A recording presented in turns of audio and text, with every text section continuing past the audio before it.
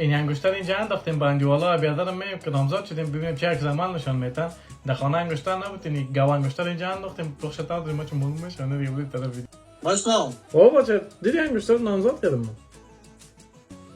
برو بهتر دیگه پار سانما باند ویدیو چیزا تو خرم نمیگیره ریشی ورود تو رسه که بخطا شلو از زیر ویدیو گرفت سانما اینجا کوی مثلا نمیشه برو بعد در سال دلیوری است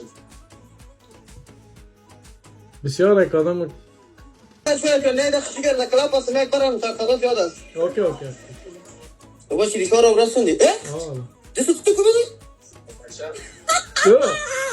تيجي يوم هذا فاليوز قرار خدا چرا؟ سيدي خدا ما تفكري دكتور مردم بدبختي چی رقم مسئول بدر بدبخت اون چرا خود بدارم؟ وقت کشی خود دکتر مردم شو بدبخت کردی بدر بدبخت چی نکاح کرده با نام نیک پیشی آدم غم داری پیشی بون مر بالیوز قرار دکتر مرد کرد فهمیدی بیخی جدا بودش بدبخت کردی تو بدر الو کی که قرار چی است که زدی ما آدم مال صالح کجا پیدا میشه؟ واسه که بچه نفر نامزد کرد تو با قرآن زای کو استاد شاید نه فیک است بابا فیک است نه بدر میگه نامزد کردی چرا بدبخت کردی استاد شاید نکردیم بابا تو نه خدا گفت تو فهمیدی یکی را بخورا بدبخت کردی استاد شاید نه بابا Mein Buraska? Alhamdulillah bei dir.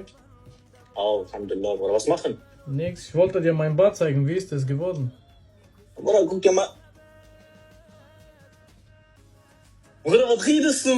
Was ist los? Ey, nein, Bruder, was redest du? Weißt du, spontan.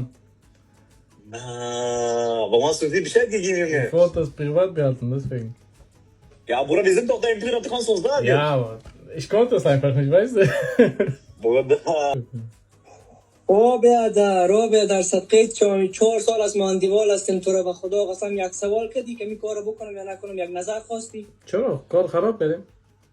بدبخت کردی خود او سام سی زندگی خود خراب کردی نه باشگاهت میفهمی نه روزت میفهمی نه شبت میفهمی برو پسش بده بگو طلاق میتونید بگو نمیشناسم بگو پدرم نمون بچش آره کل چیز نوعی شده دیگه نمیشه ریلا بینیم اینه به خدا